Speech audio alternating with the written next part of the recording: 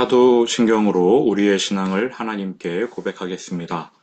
나는 전능하신 아버지 하나님 천지의 창조주를 믿습니다. 나는 그의 유일하신 아들 우리 주 예수 그리스도를 믿습니다.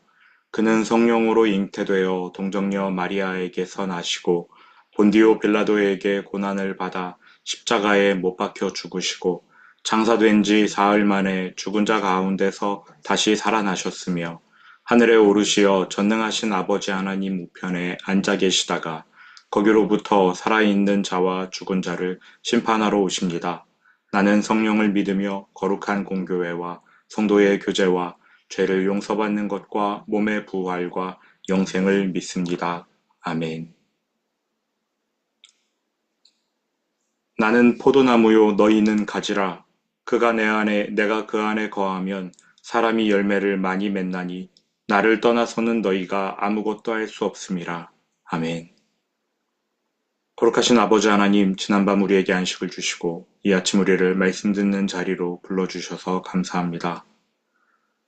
예수 그리스도를 떠나면 우리가 아무것도 할 수 없다 말씀하셨습니다. 항상 주님께 붙어있는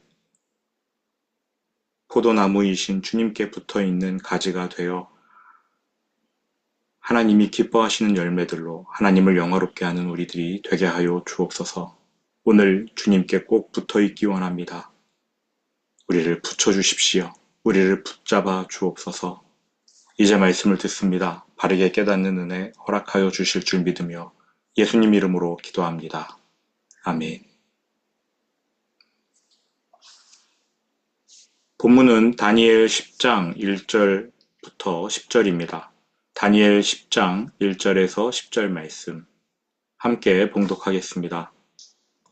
바사왕 고레스 제3년에 한 일이 벨드사살이라 이름한 다니엘에게 나타났는데 그 일이 참되니 곧 큰 전쟁에 관한 것이라. 다니엘이 그 일을 분명히 알았고 그 환상을 깨달으니라. 그때에 나 다니엘이 새 이래 동안을 슬퍼하며 새 이래가 차기까지 좋은 떡을 먹지 아니하며 고기와 포도주를 입에 대지 아니하며 또 기름을 바르지 아니하니라. 첫째 달 24일에 내가 힛대겔이라 하는 큰 강가에 있었는데 그때에 내가 눈을 들어 바라본즉 한 사람이 세마포 옷을 입었고 허리에는 우바스 순금 띠를 띠었더라. 또 그의 몸은 황옥 같고 그의 얼굴은 번갯빛 같고 그의 눈은 횃불 같고 그의 팔과 발은 빛난 놋과 같고 그의 말소리는 무리의 소리와 같더라. 이 환상을 나 다니엘이 홀로 보았고 나와 함께한 사람들은 이 환상은 보지 못하였어도 그들이 크게 떨며 도망하여 숨었느니라. 그러므로 나만 홀로 있어서 이 큰 환상을 볼 때에 내 몸에 힘이 빠졌고 나의 아름다운 빛이 변하여 썩은 듯하였고 나의 힘이 다 없어졌으나 내가 그의 음성을 들었는데 그의 음성을 들을 때에 내가 얼굴을 땅에 대고 깊이 잠들었느니라. 한 손이 있어 나를 어루만지기로 내가 떨었더니 그가 내 무릎과 손바닥이 땅에 닿게 일으키고. 아멘.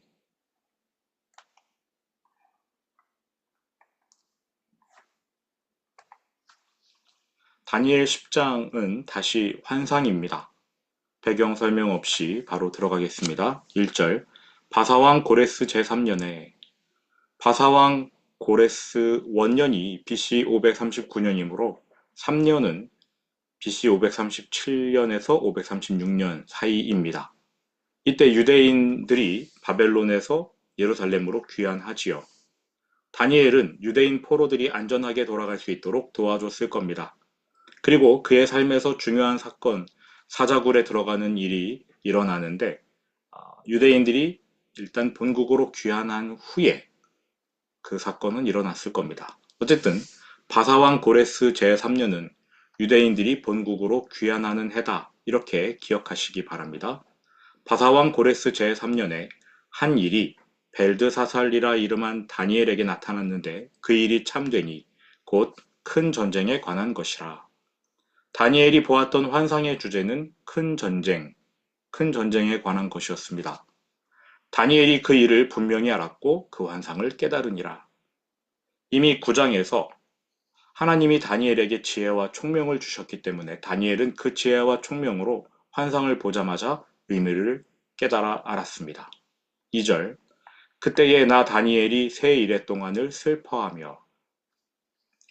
하지만 환상을 깨달았다고 해서, 궁금증이 해소되었다고 해서 마음이 시원해지는 것은 아닙니다.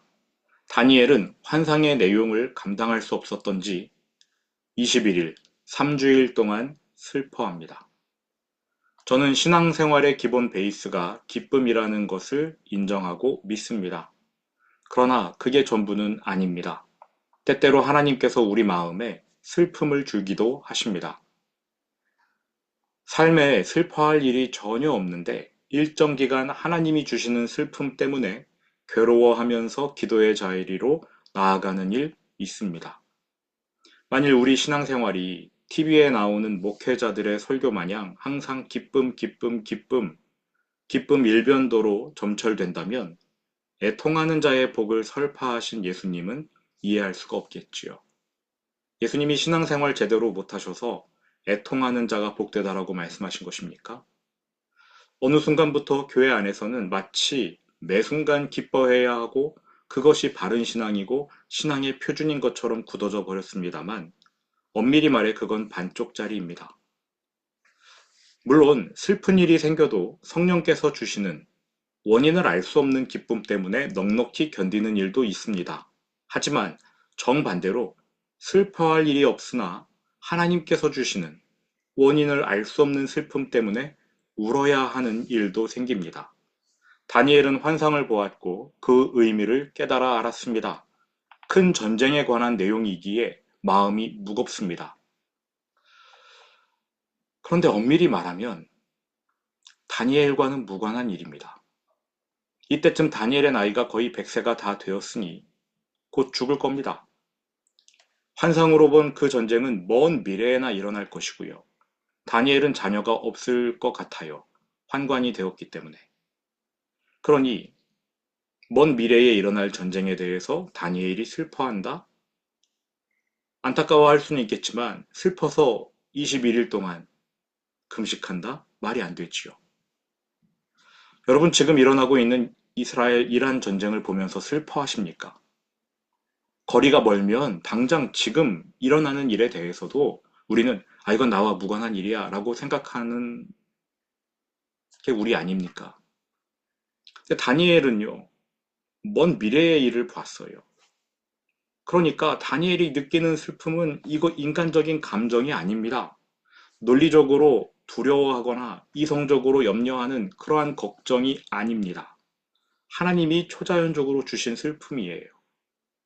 기도의 자리로 초청하시는 하나님의 초대장인 거지요.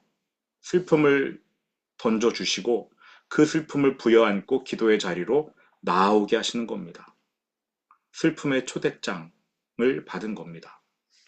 3절 새 이래가 차기까지 좋은 떡을 먹지 아니하며 고기와 포도주를 입에 대지 아니하며 또 기름을 바르지 아니하니라. 바벨론으로 끌려온 직후에 다니엘과 세 친구는 왕의 진미를 거절했습니다. 죄로 인해 끌려왔는데 어찌 진미를 즐길 수 있겠느냐라면서 회개하는 마음으로 잠시 동안 채식을 했습니다. 시간이 흐르면서는 다니엘이 진미를 먹었어요.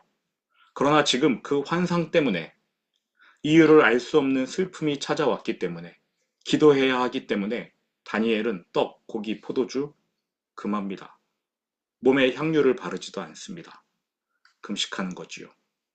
4절 첫째 달 24일에 유대인에게 첫째 달은 유월절이 있고 초실절, 무교절이 있는 중요한 달입니다.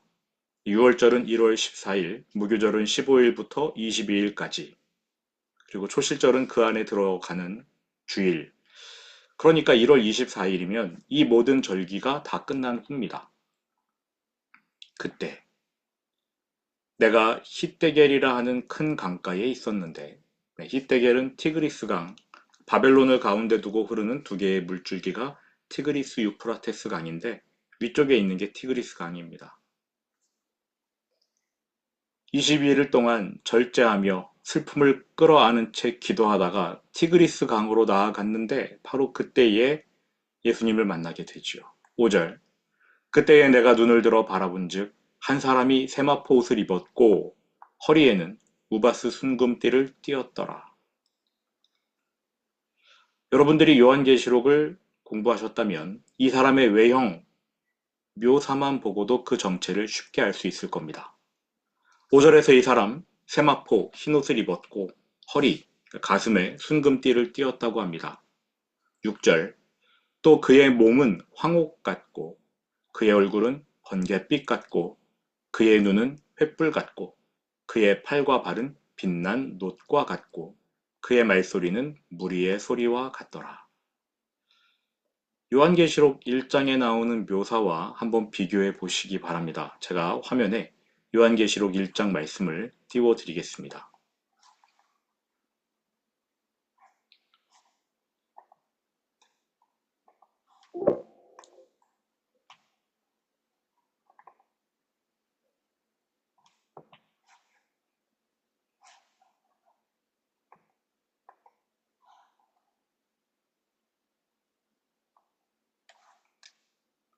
요한계시록 1장 13절부터 18절 제가 읽어드리겠습니다.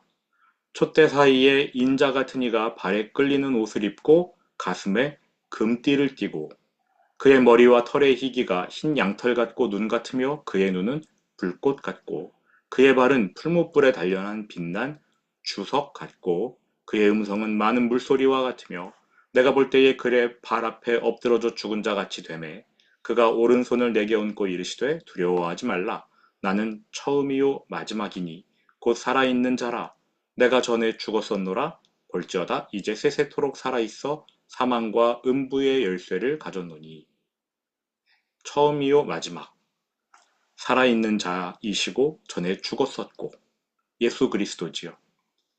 그에게 가슴에 금띠가 둘려져 있었습니다. 흰 옷을 입으셨고요. 그리고 눈은 불꽃, 번개와 같고 발은 풀무불에 단련한 빛난 주석과 같다. 이렇게 묘사되어 있습니다. 다니엘이 환상 속에서 본 이 사람의 묘사와 똑같습니다. 예수님이지요. 요한이 본 예수님의 묘사와 다니엘이 만났던 이 사람의 묘사가 똑같습니다. 다니엘이 본 사람 바로 예수님. 아직 아기로 태어나시기 전, 성육하시기 전 구약시대 끝자락에서 다니엘에게 나타나신 예수님, 예수님의 모습입니다. 7절입니다. 이 환상을 나 다니엘이 홀로 보았고 나와 함께한 사람들은 이 환상은 보지 못하였어도 그들이 크게 떨며 도망하여 숨었느니라. 다니엘과 함께 있던 사람들은 예수님을 보지 못했습니다. 그런데도 두려워 떨며 도망칩니다. 평상시에는 우리가 아무 생각 없이 살지만 하나님의 초자연적 능력이 나타나는 현장에 가면 영혼부터 끓어오르는 두려움을 느끼게 됩니다. 18세기 초 미국의 대부흥의 시기가 있었는데요. 그때 수많은 사람들이 전도자가 떠듬떠듬거리는 설교 한 편을 듣고도 마치 자신의 영혼이 지옥에 떨어진 것처럼 두려워하면서 회개하고 바닥에 쓰러지는 일들이 비일비재했답니다. 지옥에 들어가는 그 느낌이 너무나 두려워서 짐승처럼 울었던 사람들도 굉장히 많았다는 기록이 있습니다. 우리나라도 1907년 평양 대부흥 때 하나님의 거룩하심 앞에서 사람들이 자기의 죄를 회개하기 시작했는데요. 삶이 통째로 변화된 사람들 많았고요. 술집들이 문을 닫았다는 기록이 남았을 정도였습니다. 천국과 지옥에 대한 두려움이 영혼 깊이 파고들었던 겁니다. 다니엘과 함께 있던 이 사람들도 마찬가지입니다. 눈에 환상은 보이지 않았지만 무언가가 일어나고 있다는 것을 영혼이 체감하면서 크게 떨었던 거지요. 도망했습니다. 숨었습니다. 하나님 앞에서 우리가 나타내 보여야 할 올바른 반응이지요. 경외, 건강한 두려움. 8절입니다. 그러므로 나만 홀로 있어서 이 큰 환상을 볼 때에 내 몸에 힘이 빠졌고 나의 아름다운 빛이 변하여 썩은 듯 하였고 나의 힘이 다 없어졌으나 예수님 앞에서 그 거룩한 임재 앞에서 모든 사람이 죄인입니다. 다니엘은 구약의 의인으로 평가되는 인물입니다만 예수 그리스도 앞에서 영혼 깊이 두려움을 느끼고 엎드려 버립니다. 쓰러졌다고 해야 맞겠지요. 이것이 진정한 예배입니다. 하나님의 거룩하심 앞에 엎드리는 것.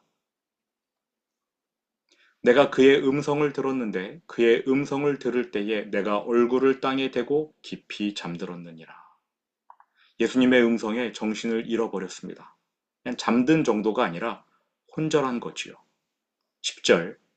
한 손이 있어 나를 어루만지기로 내가 떨었더니 그가 내 무릎과 손바닥이 땅에 닿게 일으키고. 예수님께서 다니엘을 만지십니다.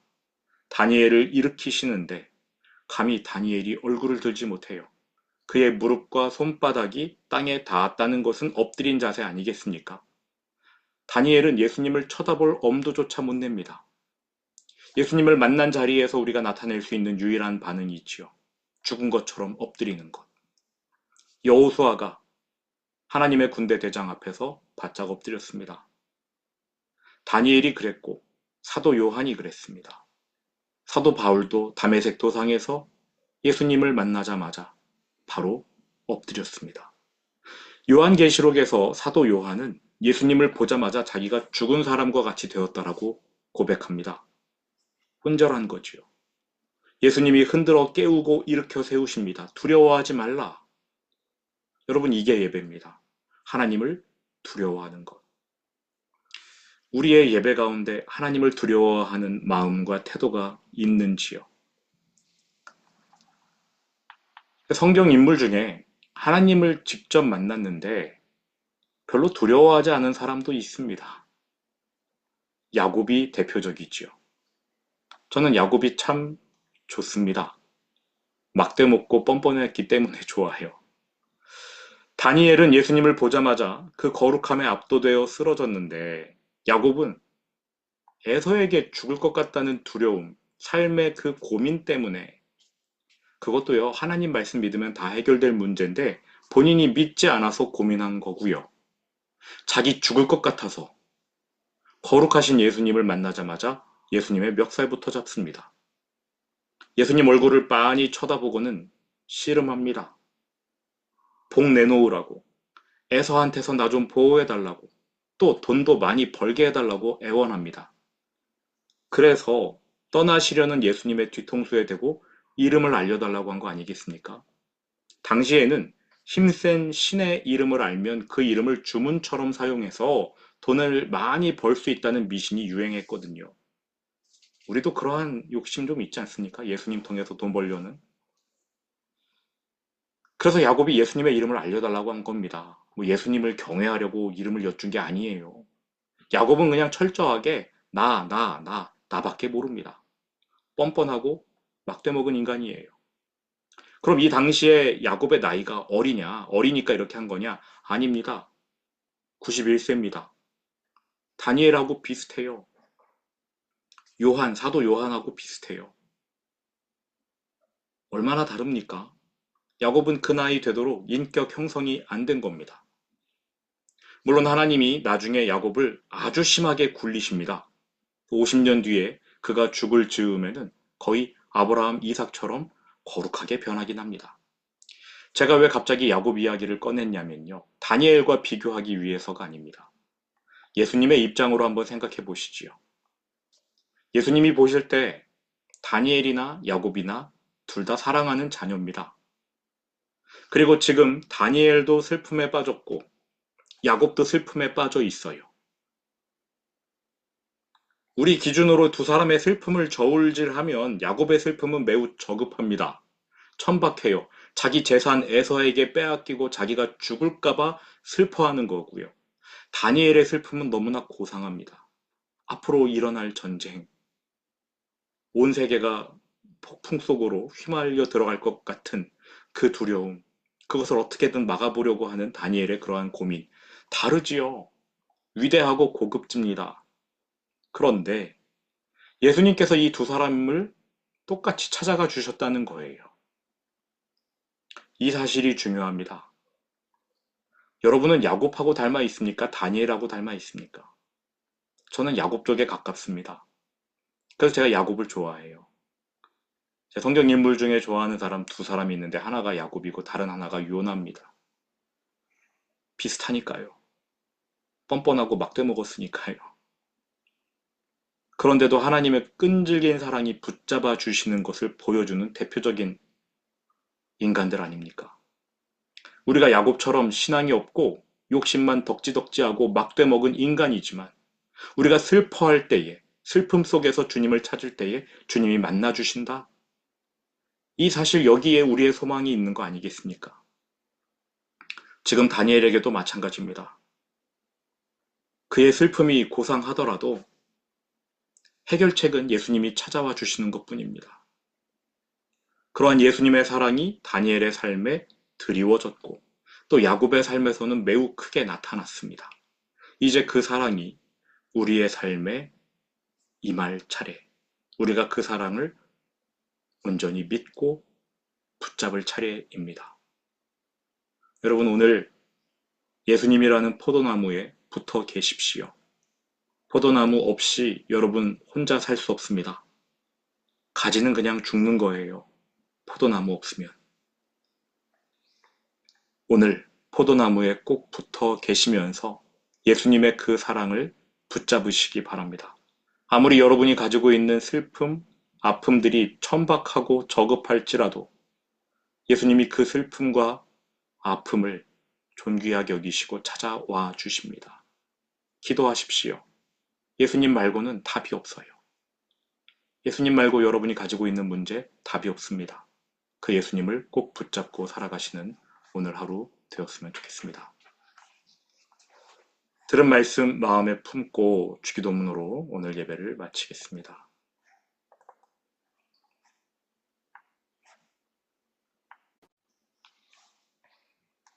하늘에 계신 우리 아버지, 아버지의 이름을 거룩하게 하시며 아버지의 나라가 오게 하시며 아버지의 뜻이 하늘에서와 같이 땅에서도 이루어지게 하소서. 오늘 우리에게 일용할 양식을 주시고 우리가 우리에게 잘못한 사람을 용서하여 준 것 같이 우리 죄를 용서하여 주시고 우리를 시험에 빠지지 않게 하시고 악에서 구하소서. 나라와 권능과 영광이 영원히 아버지의 것입니다. 아멘. 계속해서 기도의 자리로 나아가겠습니다. 오늘 들은 말씀을 의지하면서 하나님 제게는 예수 그리스도의 사랑, 예수 그리스도께서 저를 만나 주셔야만 됩니다. 그래야 제 문제가 해결됩니다. 여러분 진지하게 하나님 앞에 엎드려서 간구하시기를 바랍니다. 아울러 오늘 김태성 청년이 입대합니다. 5주간 군사훈련 잘 받고 건강하게 돌아올 수 있도록 기도해 주시기 바랍니다. 함께 주님 앞에 나아가 기도하도록 하겠습니다.